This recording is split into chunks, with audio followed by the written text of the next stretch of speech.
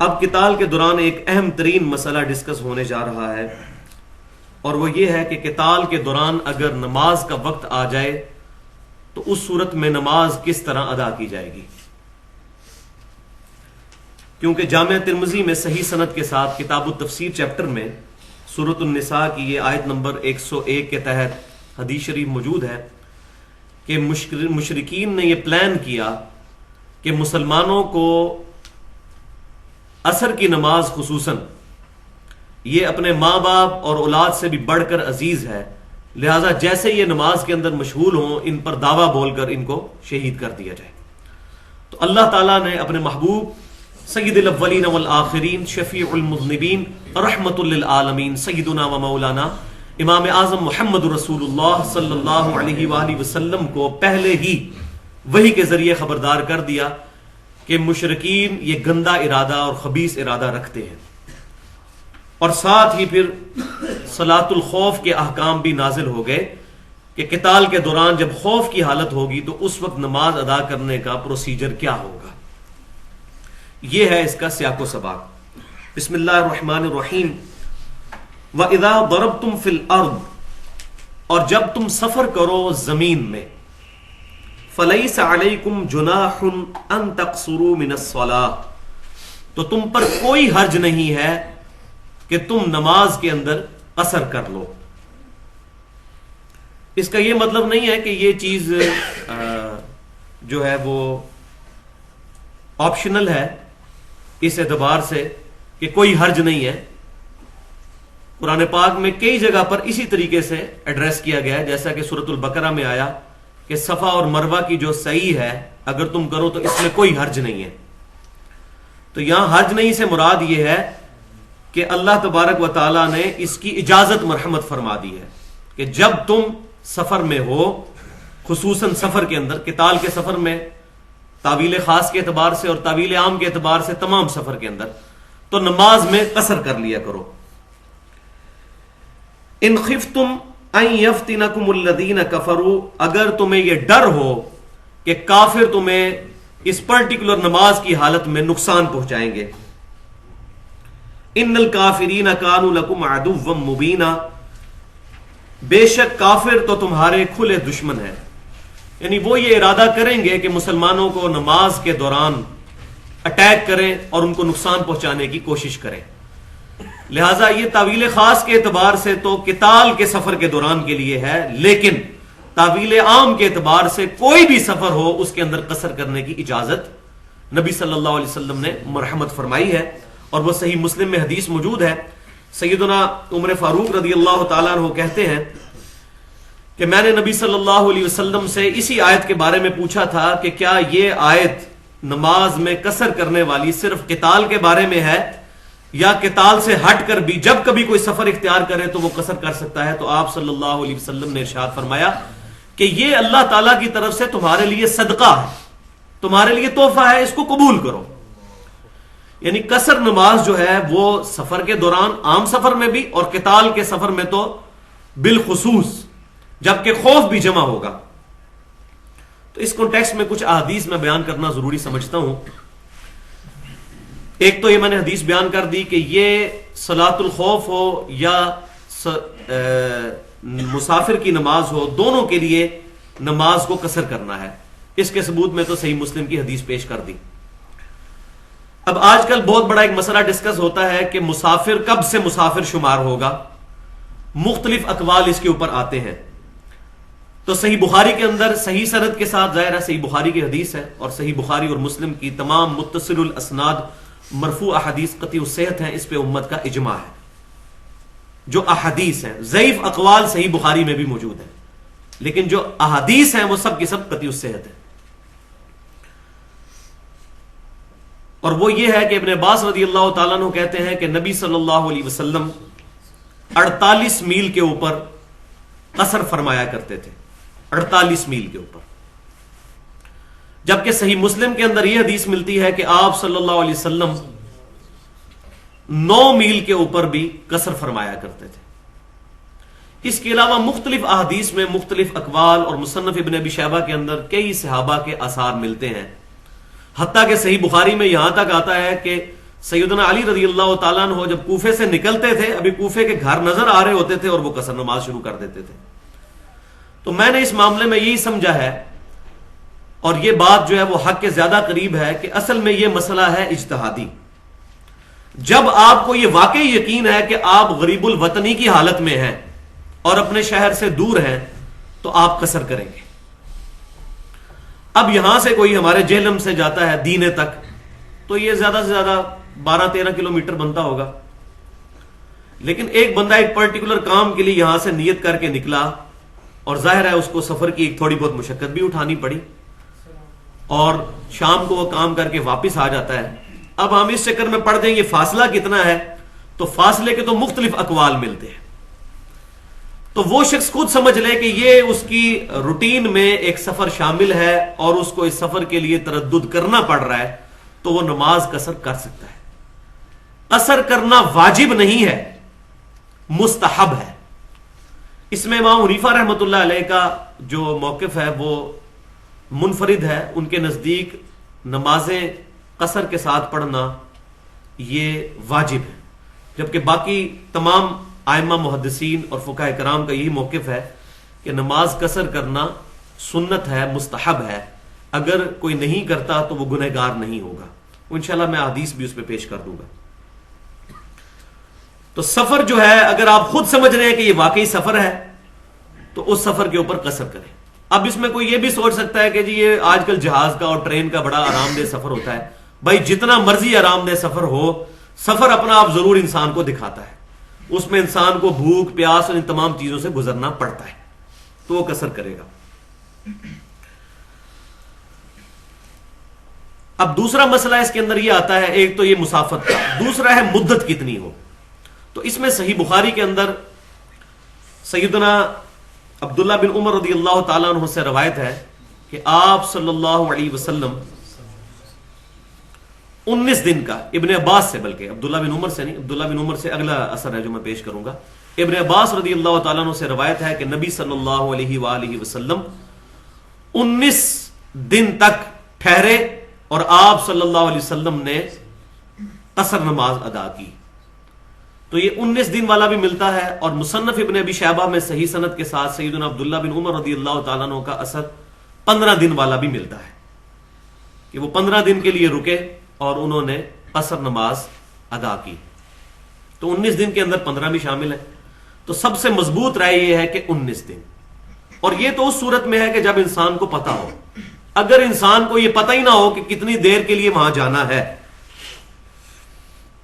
ہو سکتا ہے 2 دن کے لیے، ہو سکتا ہے 3 دن کے لیے. جیسے بعض اوقات یہاں سے ہمارے جیلم سے لوگوں کو اسلام آباد علاج کی خاطر جانا پڑتا ہے. آج کل کرتے بعض اوقات 1 ہفتے 2 ہفتے 3 ہفتے بھی گزر جاتے ہیں. اگر یہ صورتحال بن جائے تو مسلسل ہی وہ قصر نماز پڑھے گا.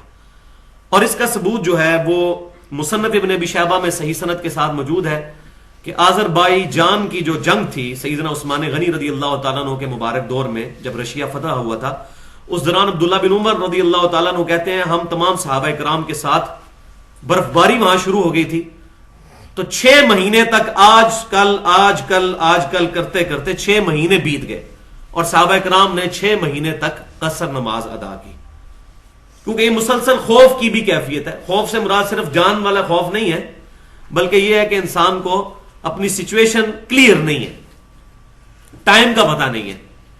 تو اگر اسی طریقے سے آج کوئی شخص کسی ہاسپٹل میں کسی مریض کی تیمارداری کے لیے جاتا ہے اور وہاں اس کو آج کل کرتے ہوئے 2 ہفتے 3 ہفتے ایون مہینہ 2 مہینے 6 مہینے بھی گزر جاتے ہیں، تو کوئی مسئلہ نہیں، وہ قصر نماز ادا کرے گا. اور اگر وہ بہت وہمی بندہ ہے تو نماز پوری بھی ادا کر سکتا ہے، کیونکہ صحیح بخاری کے اندر موجود ہے سیدہ عائشہ رضی اللہ تعالی عنہا سفر کے دوران مکمل پوری نماز بھی ادا کر لیا کرتی تھی، فرض یعنی کہ پورے پڑھا کرتی تھی. اور اس میں مخالفت کوئی کسی کی موجود نہیں ہے. اگر نبی صلی اللہ علیہ وسلم کی مرفوع حدیث اور کسی صحابی کے عمل کے دوران کے درمیان اختلاف آئے اور صحابہ کرام علیہم رضوان اس اختلاف کو بیان کریں اور اس کی وجہ سے اس صحابی کی مخالفت کر دیں، تب وہ قول خلاف ہوگا مرفوع حدیث کے، ادروائز نہیں. مثال کے طور پر نبی صلی اللہ علیہ وسلم کے بارے میں صحیح بخاری اور مسلم میں آتا ہے کہ آپ صلی اللہ علیہ وسلم نے 3 دن تک تراویح کی نماز جماعت سے پڑھی. جبکہ سیدنا ابو بکر صدیق رضی اللہ تعالیٰ عنہ نے اس معاملے کو اسی طریقے سے چھوڑ دیا. سیدنا عمر کے بھی شروع کے سالوں کے اندر معاملہ اسی طرح رہا. پھر سیدنا عمر رضی اللہ تعالیٰ عنہ نے تراویح کی جماعت پورا مہینہ شروع کروائی. اگرچہ یہ عمل بظاہر نبی صلی اللہ علیہ وسلم کی سنت سے ہٹ کر تھا، لیکن صحابہ اکرام کا اجماع ہو گیا اور اجماع حجت ہے. تو صحابہ اکرام میں اختلاف آئے تو صرف حدیث دیکھ کر کسی صحابی کے قول کو چھوڑ نہیں دینا ہوگا، بلکہ یہ دیکھنا ہوگا اس کے اس عمل کے اوپر کسی دوسرے صحابی نے اس کی مخالفت کی ہے. اگر نہیں کی تو اس پر اجماع تصور ہوگا. جیسا کہ میں کئی دفعہ بتا چکا ہوں کہ مٹھی کے بعد داڑھی کاٹنے کے بارے میں اگرچہ میں نہیں کاٹتا، لیکن اس پہ صحابہ کا اجماع ہے کہ یہ جائز ہے. اور اس حدیث کے راوی صحیح بخاری میں عبداللہ بن عمر ہے کہ داڑیاں بڑھاؤ اور مچھیں پس کرو، اور عبداللہ بن عمر کا یہ اثر صحیح بخاری میں موجود ہے کہ وہ مٹھی کے بعد داڑھی کو کاٹ دیا کرتے تھے. تو راوی اپنی روایت کو سب سے بہتر سمجھتا ہے. ان کے اس عمل کی وجہ سے کسی نے ان کی مخالفت نہیں کی. بخاری میں تو موجود ہے کہ حج اور عمرے کے موقع پر، اور الموطا امام مالک کے اندر یہاں تک موجود ہے کہ سیدنا عمر رضی اللہ تعالیٰ عنہ نے جس سال حج کرنا ہوتا تھا اس سال رمضان سے لے کر حج تک داڑھی نہیں کاٹا کرتے تھے. کیا مطلب؟ ویسے کاٹا کرتے تھے لیکن اس سال نہیں کاٹا کرتے تھے، رمضان سے لے کر حج تک. تو مطلقاً عبداللہ بن عمر کاٹا کرتے تھے. مصنف ابن ابی شیبہ میں موجود ہے سیدنا ابو ہریرہ رضی اللہ تعالیٰ عنہ یہ والے بال بھی صاف کیا کرتے تھے، یہاں یہ والے بال جو ہے. تو اس معاملے میں کوئی بہت زیادہ سختی نہیں کرنی چاہیے، بلکہ جب سے وہ شمائل ترمذی کی حدیث سامنے آئی ہے وہ تو معاملہ بالکل کلیئر ہو گیا. دنیا میں ایک ہی حدیث ہے صحیح سند کے ساتھ جو بتاتی ہے کہ نبی صلی اللہ علیہ وسلم کی مبارک داڑھی کتنی تھی. وہ شمائل ترمذی کے آخری چیپٹر میں ہے کہ نبی صلی اللہ علیہ وسلم کو خواب میں دیکھنے کا بیان. ایک تابعی آگے عبداللہ بن عباس رضی اللہ تعالیٰ عنہ کو کہتے ہیں کہ میں نے نبی صلی اللہ علیہ وسلم کو خواب میں دیکھا. اور یہ تابعی وہ تھے جو کہ قرآن پاک لکھا کرتے تھے، مصحف لکھا کرتے تھے، کاتب تھے. تو عبداللہ بن عباس رضی اللہ تعالیٰ عنہ نے فرمایا کہ میں نے نبی صلی اللہ علیہ وسلم سے سنا کہ جس نے مجھے خواب میں دیکھا اس نے مجھی کو دیکھا، میری شکل میں شیطان نہیں آ سکتا. یہ صحیح بخاری اور مسلم میں بھی موجود ہے. لیکن آپ صلی اللہ علیہ وسلم کی اپنی شکل جو احادیث کے اندر آئی، یعنی آپ کوئی سفید داڑھی میں دیکھتا ہے تو آپ صلی اللہ علیہ وسلم نہیں ہوں گے. کالی داڑھی میں جس طریقے سے احادیث کے اندر آپ صلی اللہ علیہ وسلم کی مبارک شکل آئی ہے. تو عبداللہ بن عباس رضی اللہ تعالیٰ عنہ نے کہا کہ تم اپنا خواب بیان کرو. تو انہوں نے اپنا خواب ڈیٹیل کے ساتھ بیان کیا. اس کے اینڈ کے اوپر عبداللہ بن عباس رضی اللہ تعالیٰ عنہ نے فرمایا اگر تم رسول اللہ صلی اللہ علیہ وسلم کو اپنی زندگی میں دیکھتے تو اس سے مختلف نہ پاتے جس طرح کہ تم نے خواب میں دیکھا ہے. تو اس میں وہ آپ صلی اللہ علیہ وسلم کے چہرے مبارک کے بارے میں، باقی چیزوں کے بارے میں بتاتے ہیں، اور پھر داڑھی کے بارے میں فرماتے ہیں کہ آپ صلی اللہ علیہ وسلم کی داڑھی پورے چہرے مبارک پر پھیلی ہوئی گھنی تھی اور وہاں تک سینے کے حصے پر پھیلی ہوئی تھی جو گلے سے ملا ہوا ہوتا ہے، نحر تک. یہ والا حصہ نحر، یہ ہڈی، یہ جو بالکل دو شانوں تک جاتی، یہاں تک آپ صلی اللہ علیہ وسلم کی داڑھی پھیلی ہوئی تھی. تو اس حدیث کی وجہ سے یہ جو کہتے ہیں نا پورا سینہ بھرتی تھی، اس سے بڑے دنیا کا کوئی جھوٹ ہی نہیں ہے، کہیں لکھا ہی نہیں ہوا. یہ سراسر منافقت اور نبی صلی اللہ علیہ وسلم پر جھوٹ باندھنا ہے. اسی حدیث کا غلط ترجمہ کیا ہوا ہے، حالانکہ دارالسلام نے بھی بالکل صحیح ترجمہ کر دیا ہے. نہر بھائی ڈکشنری میں دیکھ لیں اس ہڈی کو کہتے ہیں سینے کے ابتدائی حصے والی ہڈی. یہاں تک آپ صلی اللہ علیہ وسلم کی داڑھی تھی. اور اس پر میرا اجتہاد یہ ہے، جو علماء بڑے پریشان ہیں آج اس اجتہاد کے اوپر، کہ عبداللہ بن عمر مٹھی کے بعد داڑھی کاٹتے ہی اس لیے تھے کہ وہ اپنی داڑھی کو حضور کی طرح کرنے کی کوشش کرتے تھے.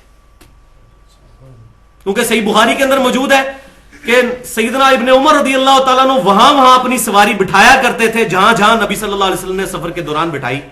جہاں آپ صلی اللہ علیہ وسلم رکے وہ وہاں رکتے تھے. ایک ایک چیز کو وہ کاپی کرتے تھے. تو میرا یہ گمان ہے کہ عبداللہ بن عمر جنہوں نے خود حدیث سن رکھی تھی کہ داڑیاں بڑھاؤ اور مجھے پس کرو، ان کو نہیں تھا پتا کہ یہ داڑھی کاٹنا گناہ ہے، نعوذ باللہ. جس طرح آج کل بعض غیر مقلدین کہتے ہیں، غیر مقلدین، اہل حدیث نہیں، اہل سنت نہیں. غیر مقلد وہ ہوتا ہے جو اپنی مرضی سے قرآن و حدیث سے رزلٹ نکالتا ہے، اور اصحاب الحدیث اور اہل السنہ وہ ہوتے ہیں جو کتاب و سنت کو سلف کے منہج پر مانتے ہیں، صحابہ، تابعین اور تبع تابعین کے اقوال کی روشنی میں. غیر مقلدین منکرین حدیث بھی غیر مقلدین ہے. تو جو اہل السنہ ہوگا وہ صحابہ کرام کے منہج کے مطابق چلے گا. تو اگر کوئی مٹھی کے بعد نہ کاٹے بہت اچھی بات ہے، ہم بھی نہیں کاٹتے، لیکن اس کی بجائے جو لوگ کاٹتے نہیں ہیں وہ حرام کام اس طرح کرتے ہیں کہ اپنی داڑھی فولڈ کی ہوتی ہے اندر، اور لوگوں کہہ رہے ہوتے ہیں مٹھی کے بعد کاٹنا حرام ہے، اپنی داڑھی اندر فولڈ کی ہوتی ہے. اور ابو داؤد کی حدیث ہے صحیح سند کے ساتھ کہ آپ صلی اللہ علیہ وسلم فرمایا میں اس شخص سے بری ہوں جو اپنی داڑھی کو گرا لگاتا ہے. اس سے بڑا حرام کام کر رہے ہوتے ہیں وہ. جو واقعی متفقن علیہ حرام ہے، صرف داڑھی کو چھوٹا دکھانے کے لیے، تو بھائی آپ کاٹ لیں مٹھی کے بعد، اگر آپ کو لمبی داڑھی اچھی نہیں لگتی ہے بجائے اس کو فولڈ کرنے کے۔ تو یہ ایکسٹریم رویے نہیں ہونے چاہیے۔ تو بات کہاں سے کہاں نکل گئی کہ صحابہ کرام علیہم رضوان کا منہج دیکھنا ہوگا کہ وہ کیا ہے۔ تو صحیح بخاری کے اندر یہ حدیث جو میں نے بیان کر دی کہ 19 دن والی، تو اس سے یہ بات بالکل کلیئر ہو گئی کہ آپ صلی اللہ علیہ وسلم 19 دن تک کے لیے جب رکتے تھے تو آپ صلی اللہ علیہ وسلم نماز کو اثر فرمایا کرتے تھے۔ صحیح بخاری اور مسلم کی متفق علیہ حدیث ہے کہ نبی صلی اللہ علیہ وسلم سفر کے دوران ظہرین اور مغربین بھی پڑھا کرتے تھے، یعنی ظہر اور عصر کو جمع فرما لیتے تھے اور مغرب اور عشاء کو جمع فرما لیتے تھے۔ اور جامعہ ترمذی میں اس کی ڈیٹیل صحیح سند کے ساتھ موجود ہے کہ آپ صلی اللہ علیہ وسلم دونوں طریقوں سے جمع فرما لیا کرتے تھے، یعنی ظہر کے ساتھ عصر بھی اور کبھی عصر کے ساتھ ظہر بھی، اسی طریقے سے مغرب کے ساتھ عشاء بھی یا کبھی عشاء کے ساتھ مغرب۔ اور باقی تیسرا طریقہ جو ہے درمیان میں جمع کرنا، جمع سوری، یعنی ظہر کو آخری وقت میں پڑھنا اور عصر کو اول وقت میں اور مغرب کو آخری وقت میں اور عشاء کو اول وقت میں، اس پہ تو پوری امت کا اجماع ہے، اس پہ تو حنفی بھی مانتے ہیں کہ اگر جمع سوری کر لی جائے۔ اب ایک اور مسئلہ جو بڑا امپورٹنٹ ہے وہ جمع بین الصلاتین کے اعتبار سے ہے کہ عام حالت میں کیا نمازیں جمع کر کے پڑھی جا سکتی ہیں۔ تو اس میں بھی صحیح مسلم کے اندر اوپر تلے 3 احادیث کنٹینیوس موجود ہیں کہ سیدنا ابن عباس رضی اللہ تعالیٰ عنہ کہتے ہیں کہ نبی صلی اللہ علیہ وآلہ وسلم نے بغیر خوف کے، بغیر بارش کے ہمیں مدینہ شریف میں نمازیں جمع کر کے پڑھائیں، ظہر اور عصر اور مغرب اور عشاء۔ تو تابعی نے پوچھا کہ یہ کس لیے کیا تھا آپ صلی اللہ علیہ وسلم نے؟ تو ابن عباس رضی اللہ تعالیٰ عنہ نے فرمایا تاکہ امت پر کوئی مشقت نہ رہے اس معاملے میں، یعنی یہ آپشن بھی ایک موجود ہے۔ لہٰذا ہمارے جو اہل تشیع بھائی نمازوں کو جمع کرتے ہیں تو یہ کوئی اتنی ناپسندیدہ بات بھی نہیں ہے۔ کبھی کبھار نمازوں کو جمع کرنے کے اوپر تو اہل سنت کا بھی اجماع ہے، البتہ اس کو روٹین بنا لینا تو مزے کی بات ہے کہ یہ اہل تشیع کی کتابوں میں بھی یہ بات لکھی ہوئی ہے کہ جمع بین الصلاتین کرنا عام حالت کے اندر روزانہ اور ہمیشہ کرنا یہ پسندیدہ عمل نہیں ہے، صرف جواز کی حد تک ہے۔ پاکستان نظریاتی کونسل جو ہے، اسلامی نظریاتی کونسل پاکستان میں، انہوں نے ایک کتاب لکھوائی ہے پاکستان کے دینی مسالک، ثاقب اکبر صاحب سے۔ انہوں نے تمام مکاتب فکر کے علماء کے ساتھ انٹرویوز کرنے کے بعد بریلوی، دیوبندی، اہل حدیث، شیعہ، اسماعیلی، ان سب لوگوں سے انٹرویوز کرنے کے بعد، ان کے علماء سے ریٹن فارم میں ان کے عقیدے لینے کے بعد ایک کتاب لکھی ہے پاکستان کے دینی مسالک۔ تو اس میں جو شیعہ والا چیپٹر ہے اس میں شیعہ علماء نے یہ بات لکھ دی ہے کہ نمازوں کو جمع کرنا ہمارے نزدیک مستحب نہیں ہے، اگر کوئی کر لے تو یہ جواز کی حد تک ہے، اس کی روٹین کوئی مستحب کام نہیں، لہذا یہ بھی کوئی اتنا بڑا مسئلہ نہیں ہے۔ شیعہ کو بھی یہ چاہیے کہ اس کو روٹین نہ بنائیں، اور اہل سنت کو بھی یہ چاہیے کہ جو لوگ جمع کر رہے ہیں ان کے بارے میں نرم گوشہ رکھیں، اس میں بڑی ٹالرنس موجود ہے، ظہر، عصر، مغرب اور عشاء۔ بہرحال سفر کے دوران تو ہمیشہ ہی سنت ہے۔ اور الموطا امام مالک میں صحیح سند کے ساتھ موجود ہے کہ ابن عمر رضی اللہ تعالی عنہما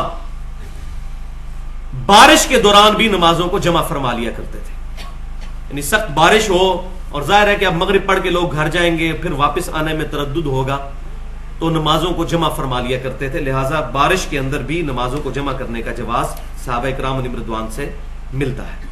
تو یہ معاملہ ہمارا الحمدللہ قصر کے اعتبار سے کلیئر ہوا۔ بس اس میں آخری بات سن لیجئے کہ فرض تو سارے پڑھنے ہیں، فجر کے 2 فرض قصر یا صلاۃ الخوف میں، ظہر کے 2 فرض، عصر کے 2 فرض، مغرب کے 3 فرض اور عشاء کے 2 فرض۔ عشاء کے وتر بھی پڑھنے ہیں ساتھ اور فجر کی 2 سنتیں بھی۔ یہ نبی صلی اللہ علیہ وسلم سے ثابت ہے کہ آپ صلی اللہ علیہ وسلم نے سفر میں بھی فجر کی 2 سنتیں اور وتر پڑھے ہیں۔ تو وتر آپ 1 بھی پڑھ سکتے ہیں، 3 بھی، 5 بھی، 7 بھی، 13 تک ثابت ہے صحیح بخاری میں۔ تو آپ صلی اللہ علیہ وسلم کا لیکن عمومی عمل 3 وتر ہی تھا۔ صحیح بخاری میں موجود ہے. ایک تابعی کہتے ہیں کہ ہم نے تو صحابہ کرام کو اسی عمل پر پایا کہ 3 وتر وہ پڑھتے تھے, جو صحیح بخاری اور مسلم کی متفق علیہ حدیث ہے. سیدہ عائشہ کہتی ہیں رمضان ہو یا غیر رمضان نبی صلی اللہ علیہ وسلم 11 رکعت سے زیادہ عموماً نہیں پڑھا کرتے تھے. 8 رکعت نوافل اور 3 وتر ساتھ, اور وہی ہمارے لیے رمضان کے اندر سنت تراویح کے طور پر.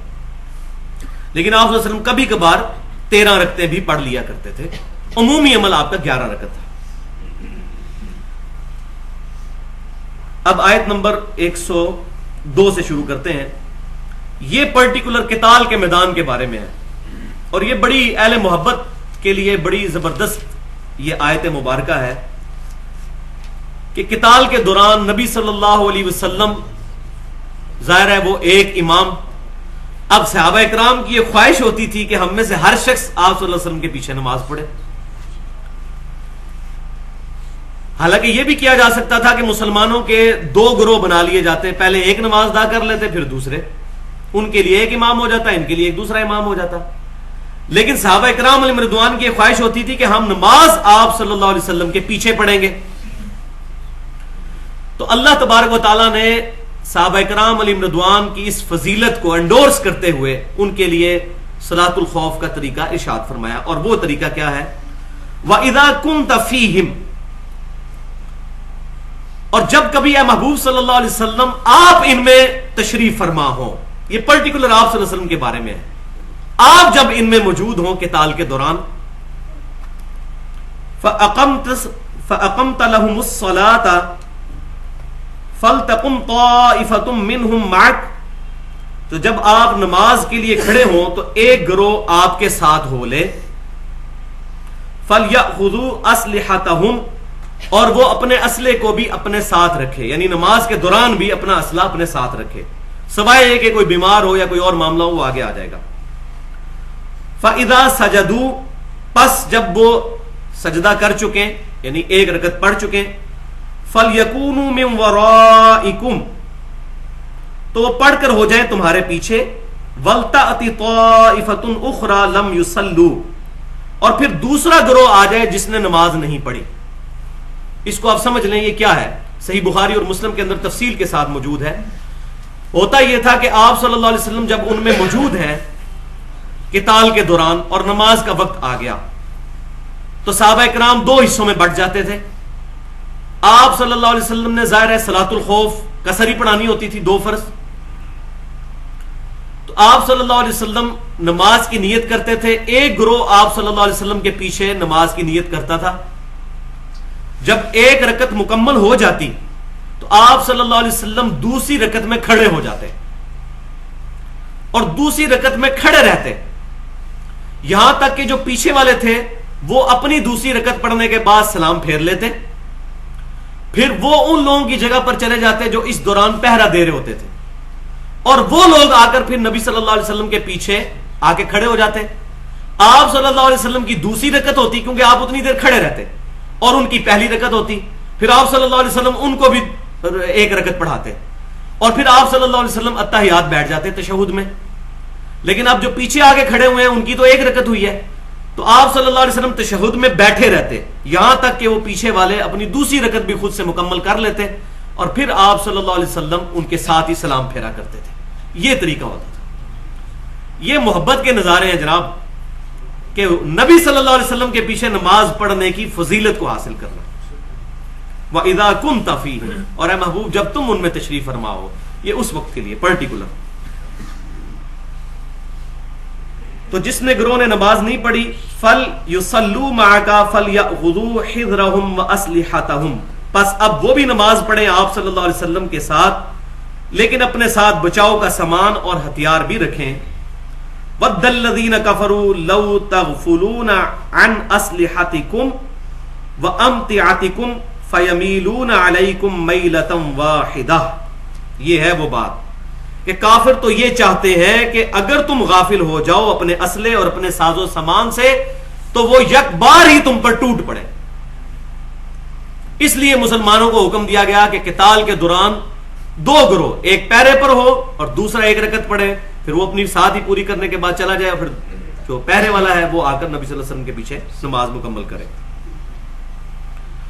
ولا جناح علیکم ان کان بکم اذم من مطر او کنتم مرضی، اور تم پر کوئی حرج نہیں ہے کہ تمہیں تکلیف بارش کی وجہ سے ہو یا تم بیمار ہو، ان تضعوا اسلحتکم، تو تم اپنے ہتھیار اٹھ کر سائڈ پہ رکھ سکتے ہو، بارش کے دوران بھی اور تکلیف کے دوران بھی۔ ظاہر ہے کہ اس وقت انسان کو مشقت اٹھانی پڑتی ہے کہ اگر وہ نماز کے دوران ہتھیار بھی اپنے ساتھ رکھے ہوئے ہو، لیکن بات یاد رکھو وَخُذُوا حِذْرَكُمْ، لیکن تم دشمن کی نقل و حرکت کے معاملے میں ہوشیار رہو۔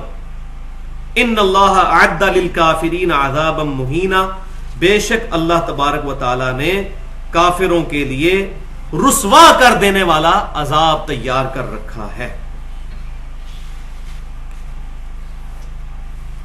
فَإِذَا قَضَيْتُمُ الصَّلَاةَ فَاذْكُرُوا اللَّهَ قِيَامًا وَقُعُودًا وَعَلَى جُنُوبِكُمْ، جب تو نماز ادا کر چکو تو پھر اللہ کا ذکر کرو، کھڑے ہوئے بھی، بیٹھے ہوئے بھی، اور اپنے پہلوؤں پر۔ یعنی نماز جو ہے یہ پروٹوکول والا ذکر ہے، اس کے لیے طہارت کا بھی اہتمام ہے، وضو کا بھی اہتمام ہے، استقبال قبلہ کا بھی اہتمام ہے، لیکن عام جو اذکار ہیں، صبح شام کے اذکار، سنت دعائیں، اٹھتے بیٹھتے اللہ کو یاد کرنا، وہ تو صحیح مسلم میں یہاں تک موجود ہے۔ ام عائشہ رضی اللہ تعالیٰ عنہا سے کسی نے پوچھا جنابت کا چیپٹر صحیح مسلم پڑھ لیجئے کہ کیا نبی صلی اللہ علیہ وسلم حالت جنابت میں بھی اللہ کا ذکر کرتے تھے؟ تو ام عائشہ نے فرمایا رضی اللہ تعالیٰ عنہا کہ نبی صلی اللہ علیہ وسلم ہر حال میں اپنے رب کو یاد کیا کرتے تھے۔ تو یہ جو اٹھنے بیٹھنے کے اذکار ہیں، صبح شام کے اذکار ہیں، نماز کے بعد کے اذکار ہیں، ٹوائلٹ میں جانے کی دعا ہے، اسی طریقے سے بازار میں آنے کی دعا، مختلف دعائیں جتنی ہیں، ان کے لیے کوئی وضو پروٹوکول نہیں ہے۔ تو اللہ تعالیٰ فرما رہا ہے جب اس خوف کی حالت سے نکلو تو پھر تم ہر حال میں اللہ تبارک و تعالیٰ کو پوری کنسنٹریشن کے ساتھ یاد کرو۔ تو اس میں آپ کو بتا دوں کہ ہماری جو ویب سائٹ ہے ahlsunnatpak.com، اس پر ہم نے سنت اذکار والے پورشن کے اندر گرین کارڈ ایک رکھا ہوا ہے جو فرض نماز کے بعد تقریباً 18 اذکار ہیں، اور ایک بلو کارڈ ہے جو کہ صبح شام کے اذکار ہیں 28 کے قریب تقریباً۔ وہ آپ صلی اللہ علیہ وسلم کے سنت اذکار ترجمے کے ساتھ سنت دعائیں موجود ہیں، وہ ڈاؤن لوڈ کریں، ان کو یاد بھی کریں۔ ہم نے ویسے بھی پرنٹنگ بھی اس کی ہوئی ہے، وہ ضرور لے کر ان کا اہتمام کرنے کی کوشش کریں۔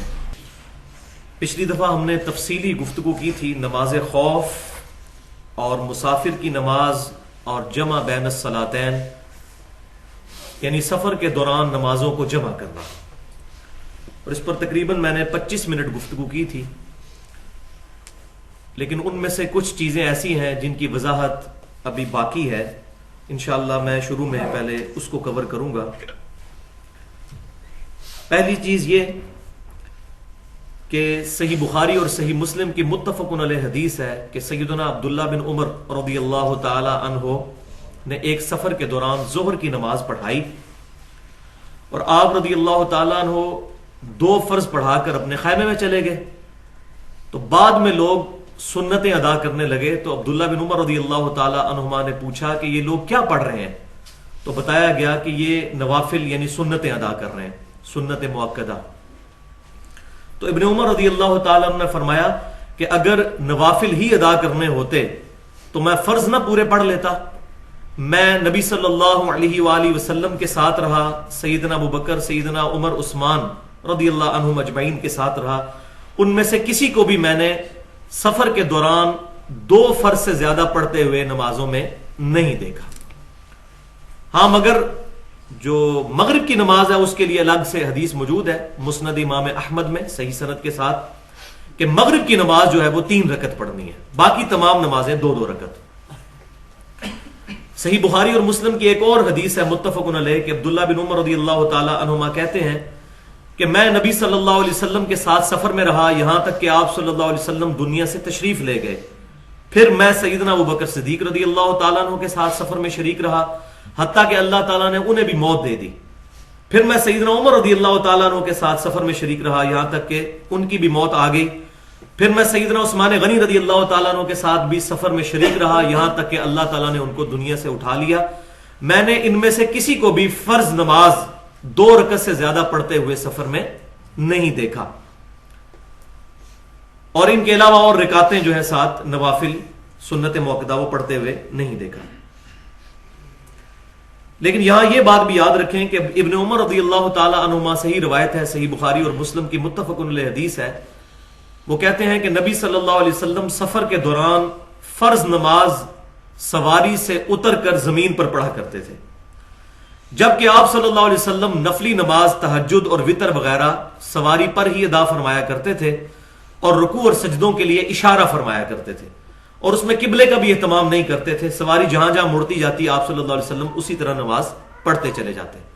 تو اس حدیث سے یہ بات پتہ چلی کہ نبی صلی اللہ علیہ وآلہ وسلم سفر میں نوافل بھی ادا فرمایا کرتے تھے۔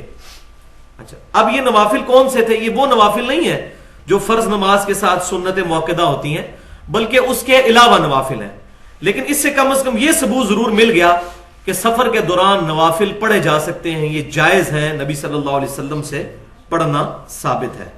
اور یہاں یہ بھی حدیث یاد رکھیں جو سنن ابی داؤد کے اندر صحیح سند کے ساتھ موجود ہے کہ امام کائنات سید الاولین والآخرین شفیع المذنبین رحمت للعالمین سیدنا و مولانا امام اعظم محمد رسول اللہ صلی اللہ علیہ وسلم نے فرمایا کہ قیامت والے دن جب کسی کے فرض کم پڑ جائیں گے نامہ اعمال میں اور اس کے فرضوں میں کوتاہی ہوگی تو اللہ تعالیٰ فرشتوں سے فرمائے گا اس کے نوافل دیکھو، اور اگر نوافل موجود ہوئے تو ان کو فرضوں کے بدلے تول کر اللہ تبارک و تعالیٰ اس پر رحم فرمائے گا۔ تو یہ نفلی عبادات جتنی ہیں ان کو معمولی نہیں سمجھنا چاہیے، لیکن اس میں بھی پینڈولم کی دو ایکسٹریم ہے۔ بعض لوگ یہ کہتے ہیں کہ فرض نماز کے علاوہ نوافل بھی پڑھنا سفر کے دوران یہ ضروری ہے، تو ان کا موقف بالکل غلط ہے۔ یہ آپشنل ہے، اگر کوئی پڑھ لیتا ہے تو ثواب ہے، اگر کوئی نہیں پڑھتا تو کچھ گناہ نہیں ہے، لیکن پریفریبل یہی ہے کہ نوافل ساتھ نہ پڑھے جائیں۔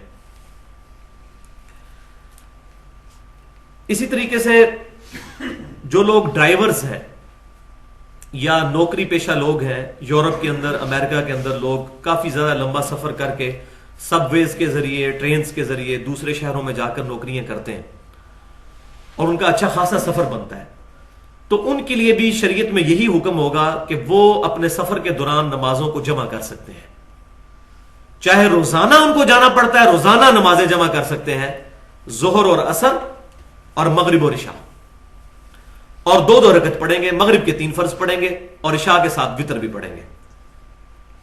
تو اس میں یہ نہیں دیکھا جائے گا کہ یہ روزانہ کا سفر ہے۔ اب یہاں سے ہمارے جہلم سے بھی اسلام آباد کے لیے یا لاہور کے لیے کئی ڈرائیور ہیں جو روزانہ سفر کرتے ہیں، تو یہاں سے اگر نکلتے ہیں تو ظہر جا کے ظہر اثر جمع کر سکتے ہیں لاہور پہنچ کے، اس طریقے سے واپس آ کے مغرب اور عشاء یہاں پر جمع کر سکتے ہیں، میں نے پچھلی دفعہ ڈیٹیل سے بتایا تھا۔ تو جمع بین الصلاتین کوئی ایشو نہیں ہوگا، بلکہ سفر حج کے دوران تو حنفی بھی یہ بات مانتے ہیں کہ نبی صلی اللہ علیہ وسلم نے میدان عرفات میں ظہر اور عصر کو جمع فرمایا اور مزدلفہ کے اندر مغرب اور عشاء کو جمع کیا، اور حنفی بھی وہاں جا کر نمازیں جمع کرتے ہیں، اگرچہ وہ عام حالت میں عام سفر میں نمازیں جمع کرنے کے قائل نہیں ہے۔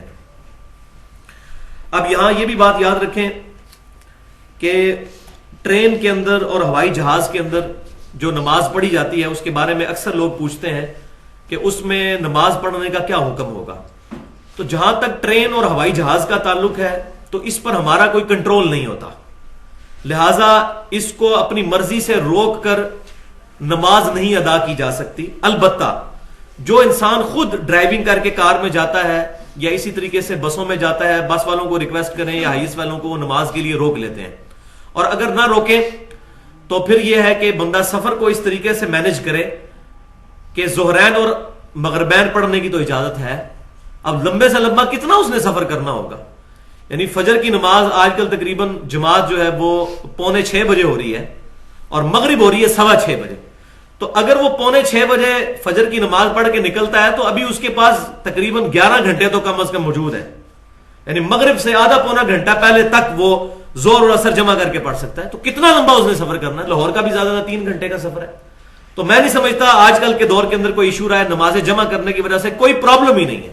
اسی طریقے سے وہاں اگر کوئی بندہ مغرب پڑھ کے نکلتا ہے تو کتنا سفر کرے گا، پوری رات بھی سفر کرے تو ٹرین بھی بعض اوقات اپنے سفر کے دوران اتنی لمبی نہیں چلتی، کہیں نہ کہیں وہ زیادہ دیر کے لیے رکتی ہے۔ تو فرض نماز ٹرین میں قبلہ رخ کا اہتمام کرتے ہوئے قیام کی حالت میں ادا کرنی ہوگی، بیٹھ کے نماز کوئی نہیں ہوگی۔ قیام نماز کا فرض ہے، بیٹھ کے نماز فرض نماز نہیں ہوتی۔ یا ٹرین سے اتریں یا ٹرین میں ہی کھڑے ہو کر جب اسٹیشن پہ ٹرین رکے تو نماز ادا کریں، اگر بالکل نہیں روکتی تو پھر جو ہے وہ چلتی ٹرین میں بھی نماز پڑھ سکتے ہیں, واجب الاعادہ بھی نہیں ہوگی. اسی طریقے سے جہاز میں بھی, جو سعودی ایئر لائن میں مجھے کافی دفعہ اتفاق ہوا ہے سفر کرنے کا, اس میں تو باقاعدہ انہوں نے نماز کے لیے پیچھے تھوڑا سا پورشن بنایا ہوتا ہے, اس پہ قبلہ ڈائریکشن بھی آ رہی ہوتی ہے, تو قبلے کا اہتمام اس سواری میں بھی کرنا ہوگا. تو کھڑے ہو کر نماز ادا کریں. یہ جو بعض اوقات یہ لوگ کہہ دیتے ہیں جی آپ سیٹ پہ ہی نماز پڑھ لیں, تو اس طریقے سے فرض نماز نہیں ہوگی. البتہ نفلی نمازیں جو ہیں وہ سیٹ پہ ہو جائیں گی. میں نے پہلے بھی بتایا کہ اس میں اشاروں سے آپ رکوع اور سجدے ادا کریں گے, لیکن فرض نماز قیام اس کے لیے فرض ہے. اس سے وہ لوگ بھی عبرت حاصل کریں جو لوگ مسجد کے باہر کھڑے ہو کر گھنٹوں گپے لگا لیتے ہیں, لیکن مسجد میں جا کے بیٹھ میں نماز پڑھتے ہیں. ادھر کھڑے ہوتے ہوئے ان کو تکلیف ہوتی ہے. اگر کسی کو گھٹنے کا مسئلہ ہے وہ الگ بات ہے, لیکن جو لوگ خصوصاً بوڑھی عمر کے لوگ ہیں ان کو دیکھا ہے کہ ویسے ان سے گپے جتنی مرضی مروا لیں, لیکن نماز جو ہے وہ بیٹھ کے پڑھتے ہیں, تو نماز بیٹھ کے نہیں ہوتی. قیام فرض نماز کے لیے فرض ہے.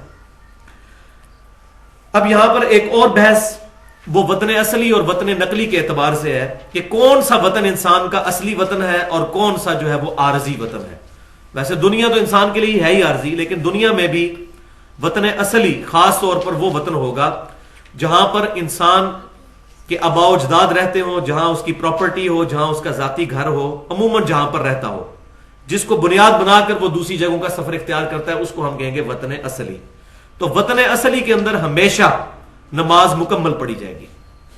البتہ وطن نقلی جو ہے کہ انسان کچھ عرصے کے لیے جاب کے سلسلے میں یا بعض اوقات یہاں ہمارے جیلم سے اسٹوڈنٹس جو ہیں وہ یونیورسٹیز میں داخلہ لیتے ہیں, لیکن وہاں ہاسٹل میں رہنے کے باوجود ہفتے بعد یا 2 ہفتے بعد گھر واپس آ جاتے ہیں. تعلق انہوں نے اپنا پیچھے ہی رکھا ہوا ہوتا ہے, صرف کچھ عرصہ کے لیے رہتے ہیں, تو وہاں قصر نماز ہی ادا کریں گے.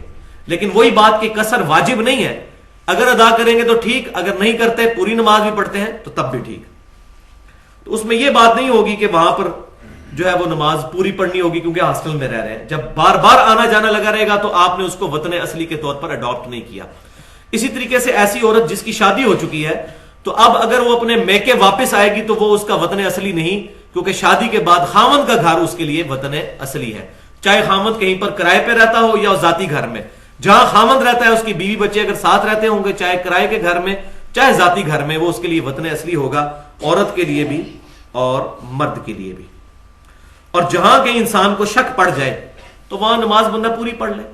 بڑی زبردست حدیث ہے سنن نسائی کے اندر صحیح سند کے ساتھ کہ سیدہ عائشہ رضی اللہ تعالیٰ کہتی ہیں کہ ایک سفر کے دوران میں نبی صلی اللہ علیہ وسلم کے ساتھ تھی, تو میں نے سفر میں روزہ بھی رکھا ہوا تھا اور میں نے نماز بھی پوری پڑھی, یعنی 4 فرض پڑھے, اور نبی صلی اللہ علیہ وسلم نے قصر نماز ادا فرمائی اور آپ صلی اللہ علیہ وسلم نے روزہ بھی نہیں رکھا ہوا تھا.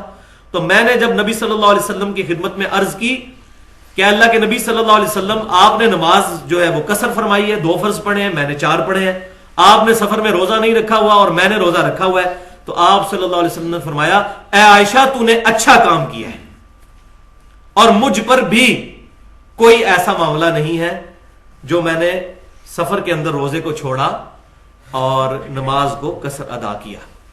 اس سے یہ بات پتہ چلی کہ نبی صلی اللہ علیہ وسلم نے سفر کے دوران نماز مکمل ادا کرنے پر یعنی فرض پورے پڑھنے پر سیدہ عائشہ کی تعریف کی. تو لہٰذا یہ جو مشہور ہے ہمارے حنفی بھائیوں کے اندر کہ قصر کرنا واجب ہے, تو وہ بالکل ہی بے دلیل بات ہے. یہاں تو نبی صلی اللہ علیہ وسلم تعریف فرما رہے ہیں سیدہ عائشہ کی کہ آپ نے پوری نماز ادا کی. لہذا جو صحیح بخاری کے اندر میں نے پچھلی دفعہ بیان کیا تھا کہ سیدہ عائشہ رضی اللہ تعالیٰ عنہ سفر میں پوری نماز پڑھ لیا کرتی تھی, تو سیدہ عائشہ کا اپنا عمل تھا, اور یہاں نبی صلی اللہ علیہ وسلم سے مرفوع بھی ثابت ہو گیا کہ آپ صلی اللہ علیہ وسلم کے علم میں بھی یہ بات آئی اور آپ صلی اللہ علیہ وسلم نے اپریشیٹ کیا سیدہ عائشہ کو نماز پوری پڑھنے پر. لہذا جہاں بھی کسی کو شک ہو تو نماز پوری پڑھ لے, فرض پورے پڑھ لے. اچھا, اب جماعت کے ساتھ کیا معاملہ ہوگا؟ صحیح بخاری اور مسلم کی متفق علیہ حدیث ہے کہ عبداللہ بن عمر رضی اللہ تعالیٰ عنہ جب سفر میں ہوتے اور جماعت کروایا کرتے تو 2 فرض پڑھا کرتے تھے وہ, اور جب کسی مقیم امام کے پیچھے نماز پڑھا کرتے تو پھر 4 فرض پورے پڑھا کرتے تھے. یعنی اگر وہیں کا رہنے والا امام ہے تو اس کے پیچھے نماز مکمل پڑھی جائے گی.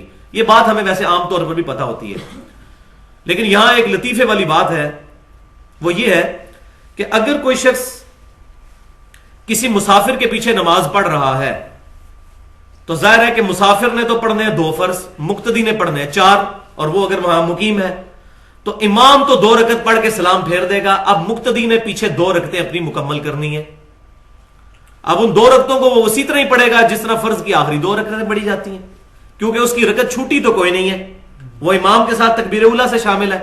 لیکن لطیفے کی بات میں آپ کو سناؤں کہ فقہ حنفی کا یہ متفقہ مسئلہ ہے، ہدایہ کے اندر بھی لکھا ہوا ہے، فتاوی عالمگیری کے اندر بھی لکھا ہوا ہے، بہار شریعت کے اندر بھی لکھا ہوا ہے، بہشتی زیور کے اندر بھی لکھا ہوا ہے کہ جب کوئی شخص مسافر کے پیچھے نماز پڑھے گا تو امام نے 2 سلام پھیر دیے تو اب مقتدی جب کھڑے ہو کر قیام میں جائے گا تو کچھ نہیں پڑھے گا، بلکہ اندازے سے اتنی دیر کھڑا رہے گا جتنی دیر امام سورہ فاتحہ پڑھتا ہے، کیونکہ امام کے پیچھے فاتحہ نہیں پڑھنی ہوتی۔